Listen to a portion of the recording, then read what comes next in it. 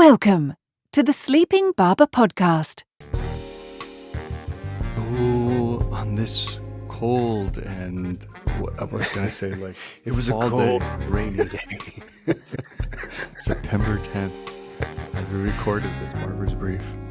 Yeah, but that's Let's not get what some we energy do. going here. Welcome back to another episode of the Barber's Brief. If you're a new listener, we use this forum to discuss what's caught our eye and then use our last couple of weeks. We like to highlight our marketing moment, also known as a case study, really.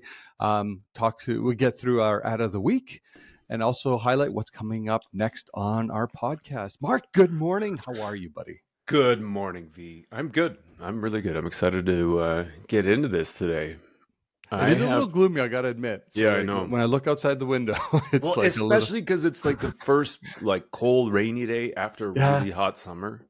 That's true. It That's feels so true. even heavier almost. It does. Yeah, it does. But the news is just right up there. It's heating up again, isn't it? Totally, and it's very bright in here.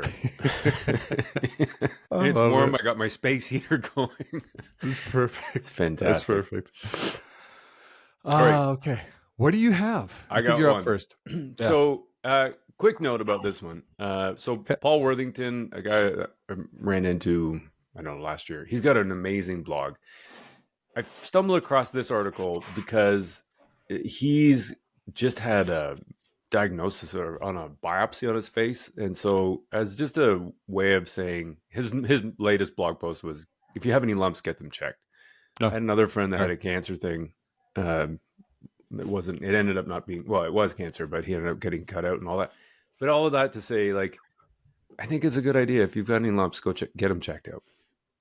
Yeah. So, public service announcement over. Anyway, his other article right underneath his lumps and his cancer one was the efficiency delusion, which I thought was super interesting. So he talks about efficiency and its twin productiveness has been like a real giant topic for businesses and kind of important for a lot of reasons. You know, as businesses scale, efficiency becomes more priority. And especially if you're trying to compete, this dates way back to like the 1900s with Frederick Taylor and Taylorism and scientific management, where everything should be driven by analysis, logic, empiricism, rationality, those kinds of things. Rise of digital, you're getting more and more of that. You've got AI that's being able to be more efficient and doing more with less, and cutting budgets and cutting personnel and staff and those kinds of things. Higher volume of output of personalized creative. Totally. Right? At the same time, a recent Forrester report published findings that the quality of customer experience in the US is at an all-time low. 3% of customers believe that corporations to be customer obsessed and put their customer needs front and center. Conversely, 80% of CEOs believe that they deliver superior customer experience. So there's a bit of a gap there that I think is worth noticing. And then if you think about customer experience and marketing in general being managed through the lens of efficiency, there's likely to be a continued decline of some big brands. And we've got a case study coming up later, but with Pepsi. We talked about Nike a couple of weeks ago. And so you see this it's not necessarily a direct correlation, but you're seeing these giants erode. And so it's creating new opportunities for new challenger brands. And so I think it's a cool article and it's very thought provoking. Yeah. I think what I love about this is I don't think I made the I don't want to call it the connection or the parallel, but I think you're right. Like there, you know, just looking at this one stat here that you shared, like 3% of consumers believe corporations to be customer obsessed and put their customers' needs front and center. 3%. Yeah. Yeah. That's not 30. That's not 30 or 13. Exactly. And I see it, I guess. Yeah. That 100%.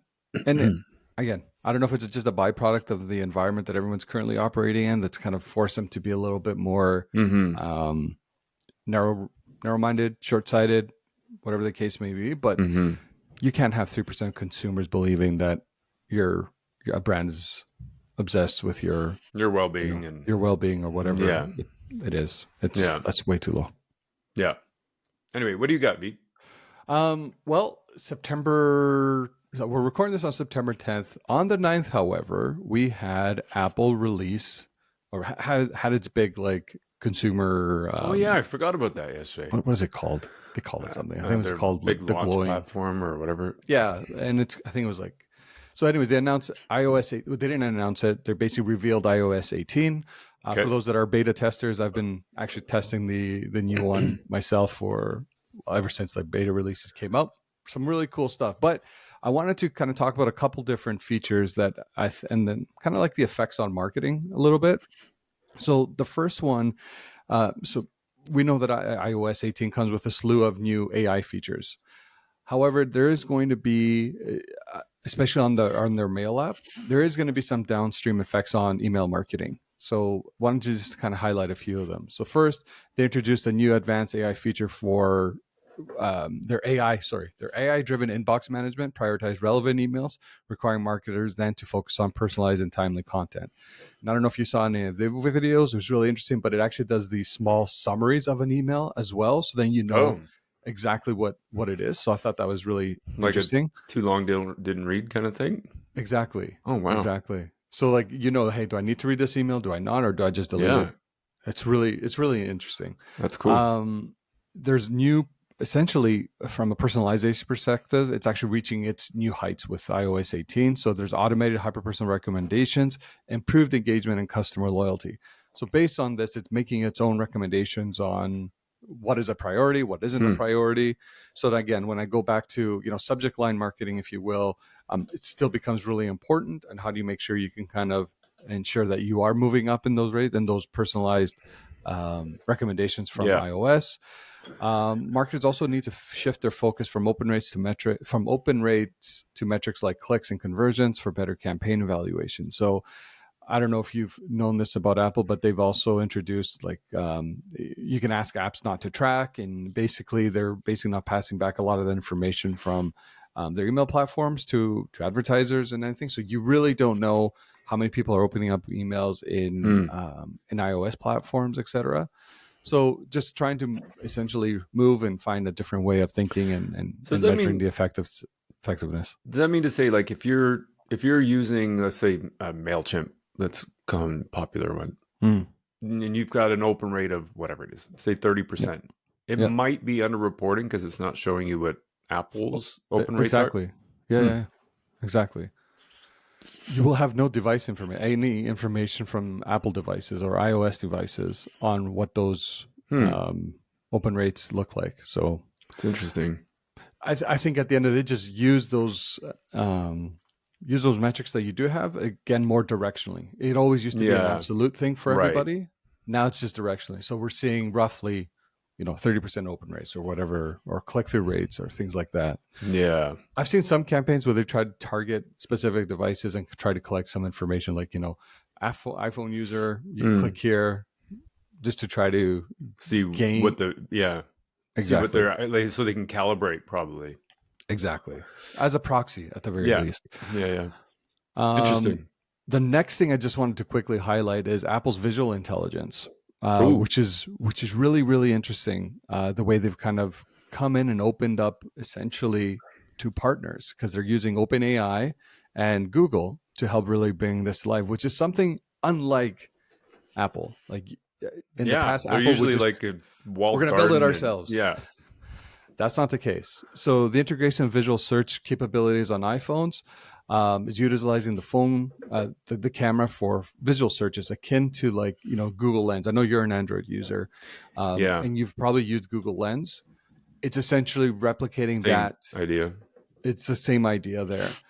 But the challenge that was addressed was enhancing those search capabilities by integrating those providers like Google, OpenAI, and ChatGPT, and even Yelp to deliver diverse search results. And it's funny because I don't even think of Yelp ever. And it's I haven't thought about Yelp since 2010. But it's like Apple's using Yelp. So I mean, but maybe it's big in the States. Who knows? It might be, but you can take a picture, say, of a storefront, and then it will automatically pull up a small little card that will showcase again, what the ratings are and things like that. Also, it's not Google. That's right. Yelp. That's a good point, actually. I wonder if there's ways to prioritize a search engine again, like you would in the past. Yeah. But So just the key takeaways that I have from those couple things, obviously, make sure you're being careful on the email side and you're finding new ways to measure. You're prioritizing things like your copy. Mm-hmm. I don't want to call it like keyword stuffing, but essentially you're going to have to test a lot to see Mm-hmm. how you can fool the algorithm to letting you move to the top. Mm-hmm. The visual intelligence, I think, is going to be really interesting moving forward because, like I said, everything from storefronts to even like posters or concert posters, you can actually click on it and then it can create an event in the calendar, Yeah. little things like that. So I think that's going to allow for even more creativity on how you integrate both, offline mediums. So if you think of a traditional signage and out of home, etc., Yeah. to a new way of kind of thinking and working with this tech as a marketer. So It's all I cool. had. You know what? You mentioned I'm an Android user. I think I might switch back to Apple. Not Okay. because of this, but just in general. I've been thinking about it lately because my contract is coming up. I have a lease on my phone. Yep. So that's my trigger. My lease is There you coming go. up. And I'm like, I don't know that's that much better. The Google. I don't know that Apple's that much better. But one thing is my family's all on Apple. Yeah. And so it makes it easier to do text and stuff like that with them. It's funny that you say that because I'm kind of in the same boat. A lot of those that know me, I was a big, heavy BlackBerry user, et cetera, for years, and I would always rip on Apple. But then it wasn't until through work where BlackBerries were being phased out, they started providing Apple devices Mm-hmm. and ever since then, I've just become an Apple user, and almost by default. But the reason why I've never switched is because my network, my family, they're primarily on Apple, and that's kind of resulted in me just kind of sticking to it. And I've never really tested any Android devices, but at the same time, the one thing I've always appreciated about Apple is their refinedness and how they, Mm-hmm. how they bring to market products and things like that. Yeah. And I don't know if that's the marketer in me speaking more than anything, but it's always very, No. very, very polished. Yeah. Totally. Okay, well, What'd I you got have? one for you, V.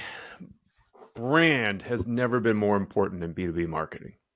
New research from Dentsu reveals. I'm trying to make this sound really exciting, but so Marketing Week, there's a new report that they were talking about from Dentsu.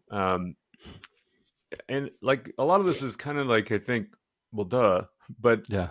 there's Duh. numbers here that I think are interesting. So in 2021, similar research from Dentsu, they found that B2B marketers ranked demand gen and converting leads as the third most important factor in their future strategy. That's dropped to number 7. So that's kind of interesting on its own.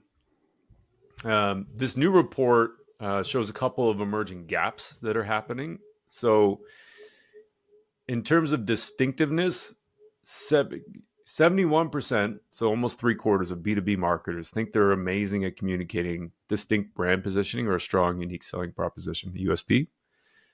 Almost the same number, so 68% of buyers think that all brands in the category sound the same. So on one hand, you got like 3/4 of marketers going, "Oh, we sound totally different from our competitors," and almost the exact same number of consumers going, "I can't figure out which ones are different." Yeah. What do you sell again?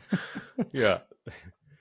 So there's that one. And then there's, on the other side, there's another gap, thought leadership. So brands are ranking thought leadership as their as the third decision driver, up from 20 last year. However, buyers are ranking thought leadership as like a key component of their purchase decision process.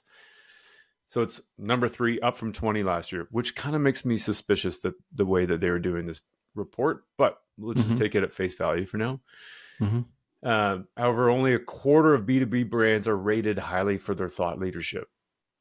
So there's like another gap here where buyers want thought leadership, but the B2B brands aren't really ranked for thought leadership, in part because they all sound the same. Yeah. And so the number one decision driver for buyers was feeling safe when signing a contract, and that's based on 14,000 interviews. Jesus. And they want it to be easy to convince a colleague about the brand's credentials. So it's kind of like easy to recommend.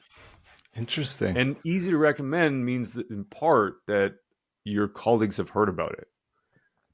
because if they've heard about it, then it becomes easy to Easier. make the recommendation. So Yeah. again, this is part of where, like, buying. We talked to Brent Adamson a long time ago, saying he was hell bent on this, whatever the number was, 6.3 buyers in a decision committee. Yeah. And he ended up being completely wrong. It was more like 13. Remember he was saying That's that? right. So you've got like a whole bunch of people that you don't really know are involved in the buying process, Yeah. that it makes it hard to recommend your preferred vendor if they've never heard of them. Yeah. So again, the brand part. And then one way to improve, there's a slowing of the sales process because there's more and more people involved probably. And the one thing that they talked about was that one way to improve the speed to close, Yeah. or time to purchase, is through customer experience. So building human, inefficient experiences in your process Totally. can help improve the perception of the brand and speed up the time to purchase. Yeah, this space continues to fascinate me, Mark. I know you have way more experience than I do in B2B. Like for most of essentially my entire career, I've always been on the consumer side. Mm-hmm.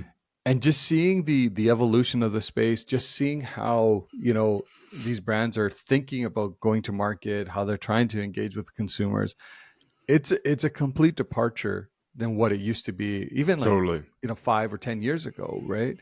And it continues to intrigue me as seeing this shift. And I think I just saw an advertisement on LinkedIn for Salesforce. They're what's is it called Matthew Dreamforce? McConaughey. Oh yeah. I think, but they're advertising like you can also just watch all the keynotes for free, Oh right? And yeah. they had a really interactive way. They brought in some of the mascots, so Yeah. I knew immediately, oh, that's Salesforce. And it wasn't because I saw Salesforce somewhere; it's because I saw the little mascot. And I'm like, Yeah. oh, that's a distinctive asset. Totally. Like, I know what that is. Totally. And I'm like, oh my god, it's working. Yeah. Imagine that. Imagine that. Imagine that. All right, what do you got, B? All right, I'm going to wrap up with Google loses appeal against EU's $2.7 billion shopping antitrust case, as Bloc also wins $15 billion Apple state aid appeal. So Google lost its appeal against the EU's 2017 antitrust decision regarding its shopping comparison service, so essentially like their search product, resulting in a $2.7 billion penalty. The Court of Justice of the EU upheld that Google's self-preferencing in search results was anti-competitive. The EU also won an appeal against Apple regarding illegal tax breaks in Ireland, requiring Apple to pay $15 billion back to taxes and penalties. That one stung. That one stung. But I mean, I know there's a lot of companies that set up off like their finances in Ireland because it's a tax haven. Yeah. Ooh, that's a big one. That's a big one. So Apple in Ireland may appeal. They still may appeal that. Well, which they likely will appeal that. The decision on a point of law. But I'm going to butcher this name. But I'm going to say Margaret Vestager, the EU's competition. That's really good. Is that really good? Okay. I think it sounds great to me. Margaret, if you're listening to this podcast, I apologize in advance if I said it wrong. The EU's competition chief emphasized that these rulings mark significant regulatory actions against big tech companies. The reason why I did want to highlight this is not only the increased importance of trust. I think there's also a big point here on the consumer side that make our concerns known. There's a lot of things that are happening. I watched this little bit on Uber and Lyft the other night talking about algorithmic biases. So like 2 different or 3 different drivers may actually get a different rate for the same route. And it's based on a whole bunch of different reasons. No one knows why. They're trying to find the source of that, but we can't just blindly trust some of these big tech companies. And I have what? The TLDR here. No trust, nowhere. What are you talking about? But I don't want to say I like this, but I like that, especially in the EU, they're really upholding the antitrust laws. And they're really pushing these companies to be better. Yeah, fair enough. I think that's good. That's a cool story. And I think that has huge implications for all these tech companies that have set up shop in Ireland. I agree. Okay, Marketing well, moment. I have a marketing moment. You've got a good one. This is going to be a good one. I can't wait. I'm I all ears, man. I stumbled across this article from our friend Andrew Tyndall on the drums. Hey, Andrew. Dr. Pepper just took over Pepsi. Bam! The cola wars are over. New Could player in the Coke be market. next? Is the I think that's a provocative title. So this isn't really like we normally focus on a campaign and then the impact of that campaign. This is more like, I would say, we talked to James Herman yesterday and talking about creative commitment. To me, this is more of a case study on strategy and creative commitment because this is dating back to like 1893. So let me give you some history. So 30 years ago, Coke in the 90s, Coke had a 22% market share. Pepsi was 15%.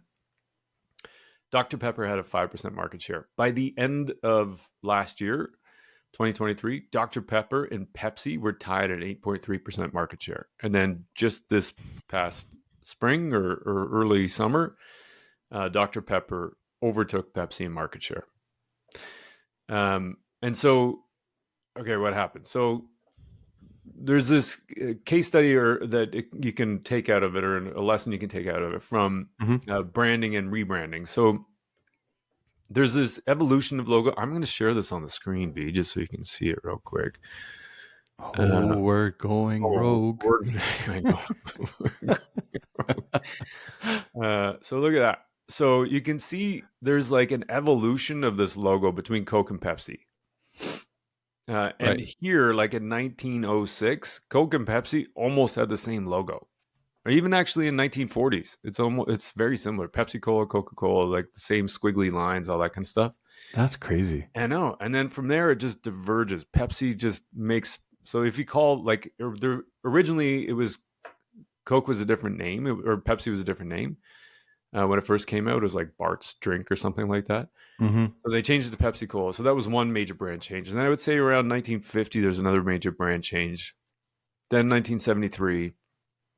Then you could argue like 1998 and then 2008. So there's about 5 or 6 major brand changes, like brand logo changes over the last 100-ish years. And Coke has largely been consistent. I mean, there's a couple diversions, but for the most part, it's always been the squiggly signature. Right.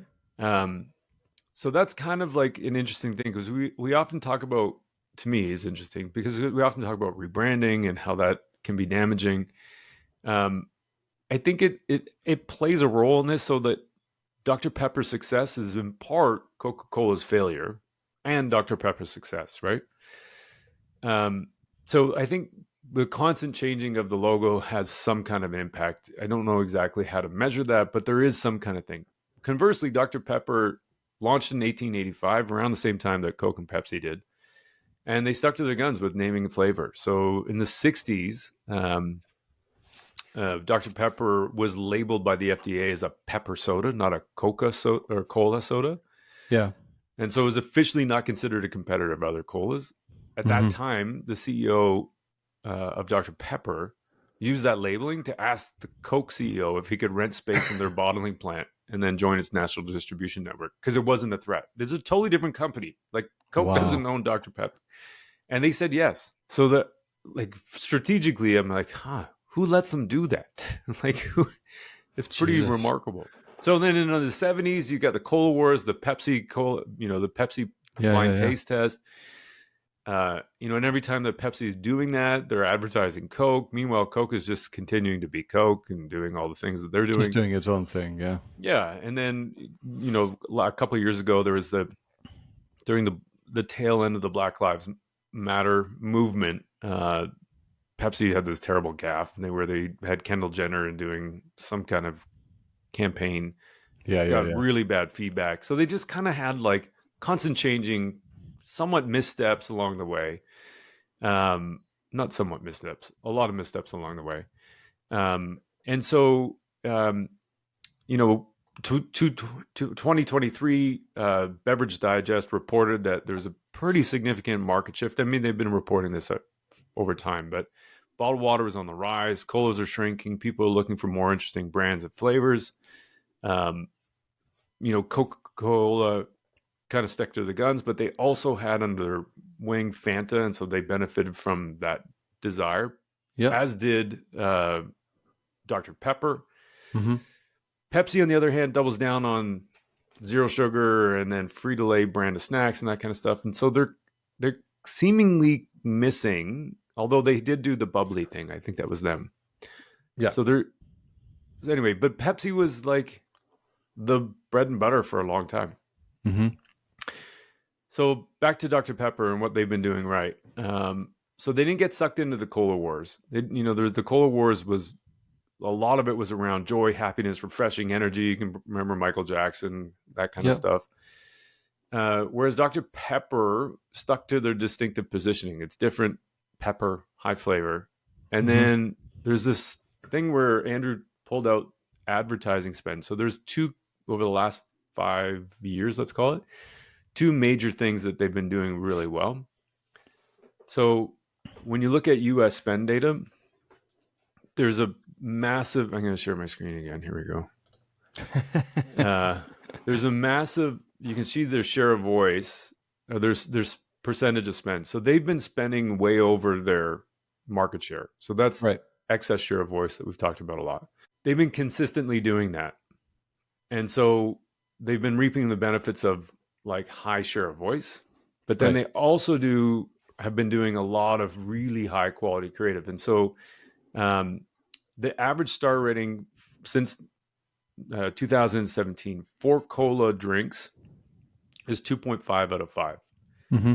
But that's been decreasing year over year. There's a slight decrease here year over year. Yeah. But if you look at Dr. Pepper ads, their quality of advertising has been going up ever so slightly year over year since 2017. Mm-hmm. And so their average is 2.8 out of 5. So they score higher than the category, but they're getting better and better and better. Right. So not only are they, they're playing the right moves in terms of buying excess share of voice on the market and having a strong presence in the market, but they're also doing a great job with quality creative. Mm-hmm. All that leading into sticking to their 139-year-old positioning of unique blend of 23 flavors, and they're just continuing to adapt that to the new generation of consumers. And so the question ends up out of the article saying, is Coke next? Right. So, the consistency is really compelling. There's a really compelling argument for being consistent here. Yeah, I completely agree. The one graphic that really stuck out to me was one of the first ones where you had the logos, but also like the U.S. market share. Yeah. I'd be curious to see what the global share is, and maybe Pepsi over indexes in some other areas. However, it looks like, Coca-Cola right now sitting at 19.2, where it would have been, if I'm reading that graph right, rather probably closer to 22% almost in 1995. There's been almost, it goes back to what you were talking about. There's consumers are looking for other things now, even though they still maintain a very high share. My question to you is, as the way I read, like, if Pepsi started at 15% and now is at 8.3 roughly or whatever, actually, no, it's a little bit below that. Yeah. Is it more that Pepsi lost its way instead of Dr. Pepper now, like at the tail end, was able to kind of like meet them? Because I feel like, again, just looking at that graph alone, this was Pepsi's market share to lose. Mm-hmm. And you look at Dr. Pepper and Sprite, they're both on the incline. So I would argue it's one of those things where this is probably more on Pepsi losing its way than also, and of course, Dr. Pepper doing some great marketing over time. Mm-hmm. But that's a big loss. Like, you're going from 15% to under 8. Under 8. Like, yeah, I don't know. Well, that's what. Yeah, I agree with you. Like, I think it's both. It's we were talking before. It's Nike versus Hookah, or how do you say that? Or Hookah? Hookah, I think. Hookah. Yeah, I'm not sure. Dr. Pepper versus Pepsi. Like, there's this emerging thing where like big brands are slipping in some cases. Yeah. And so big brands don't always stay big, and so that means there's an opportunity for challenger brands. Even like we were talking about, what was it, Bud Light, and was the number one beer. And now Modelo, I think, has taken over Bud Light. Like they've 100%. just completely fallen. So there's a consistency thing that I think is a, even look at Coke. I mean, Coke in that graph is pretty much flatline. Like it has lost share, but you can almost understand that it's lost share because there's more options. There's like a whole category that's emerging of ready to drink products, and non-alcoholic ready to drink products, which create new flavors, new, alcohol-free experiences and that kind of stuff. There's Dr. Pepper picking up some slack. There's Sprite picking up slack. Orange Fanta picking up slack. Mm-hmm. But Coke has kind of held its own. Yeah. Well, if you look, its only dip looks like it was a result of Diet Coke being introduced. Yeah. If you look at the increase there and the dip in Coca-Cola, it's almost like it then, in the early 2000s, a lot of people were looking for those alternative non-sugar drinks, etc. So you feel like that was self-imposed somehow. Totally. And probably the market's getting bigger, and your point about Dr. Coke, or Dr. Coke. Dr. Coke.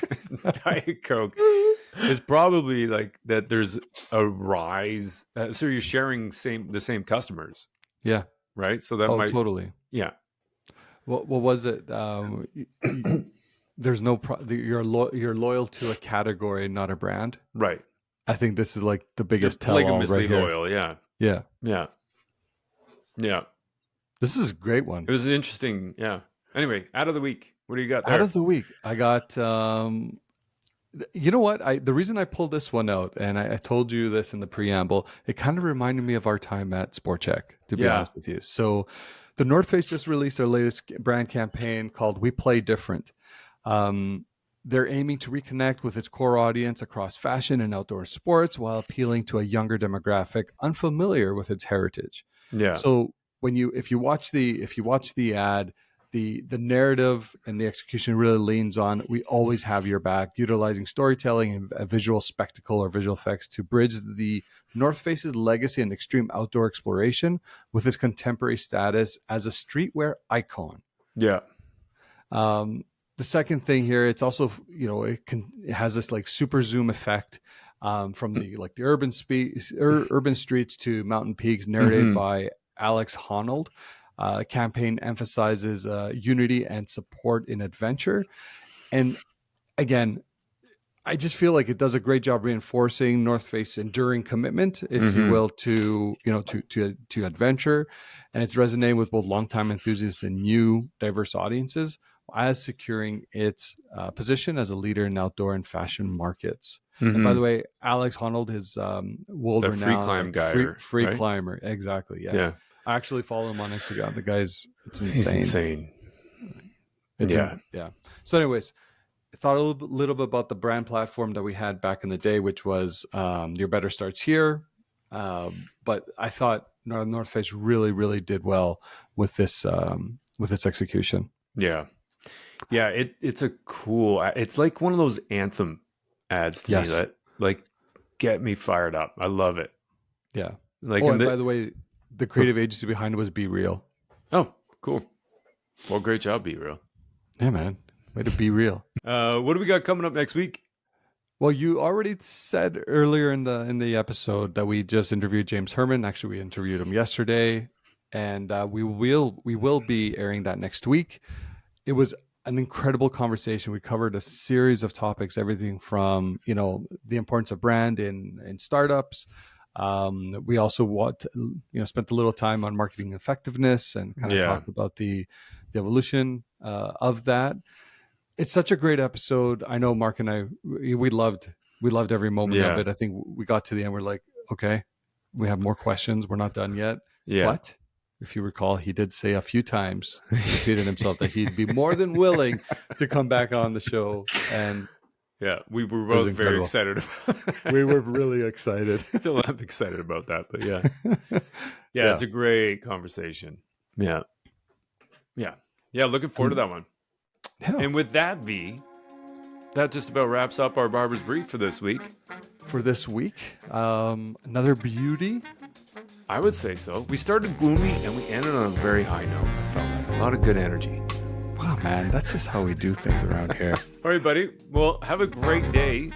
You too. You too. Have a great rest of your week. Yeah, thanks. And we'll talk to you soon. We'll talk soon. I think we have a few more recordings this week. All right, man. Okay. Okay. Have a good one. You too. Bye. Bye.